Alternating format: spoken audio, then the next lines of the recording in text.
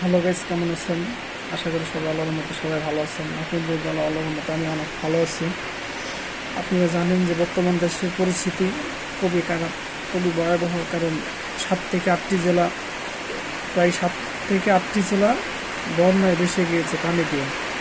ইন্ডিয়ার যে ফারাক্কাবাদ আছে তারা সবগুলোকে ফেলে দিয়েছে, যার কারণে বাংলাদেশের মানুষ খুবই দুর্যোগের ভিতরে আছে। যারা বন্যায় পানিগ্রস্ত আছে, ক্ষতিগ্রস্ত আছে, তাদের সবার জন্য দোয়া করবেন যেন অচিরে আল্লাহ তাআলা এই পানি থেকে তাদেরকে মুক্ত করে দেয় এবং তাদেরকে আবার প্রিয় ভূমিতে যাতে আবার ফিরে আল্লাহ তাআলা ওইখানে আবার প্রতিষ্ঠিত করে দেয় খুব শিগগির।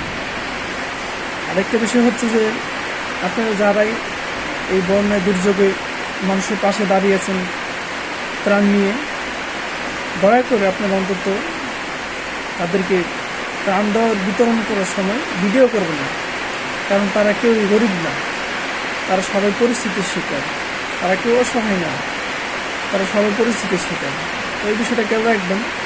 তো ত্রাণ দেওয়ার সময় ভিডিও যাতে কেউ না করেন, কারণ সবাই পরিস্থিতির শিকার।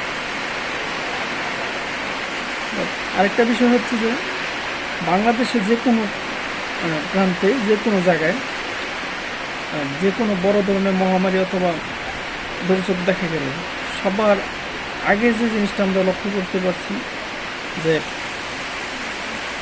বাংলাদেশ জামাত ইসলাম তারা সবার আগে ছুটে যায়, সবার আগে তারা গরিব মানুষ, গরিব দুঃখী মানুষের পাশে দাঁড়ায়।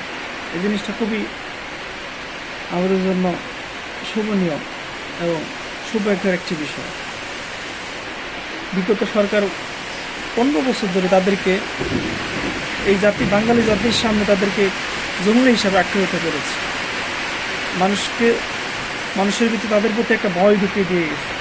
কিন্তু আমরা এই স্বৈরাচারী সরকার পতন হওয়ার পর আমরা যা দেখতে পাচ্ছি যে তাদের যে আখলাক এবং তাদের যে চরিত্র, তাদের যে মন মানসিকতা, তাদের যে কাজকর্ম, সেটা অবশ্যই বাংলাদেশের মানুষের মুগ্ধ করার মতো। তাদের কার্যক্রমের মাধ্যমে অবশ্যই বাংলাদেশের মানুষ মুগ্ধ করার মতো।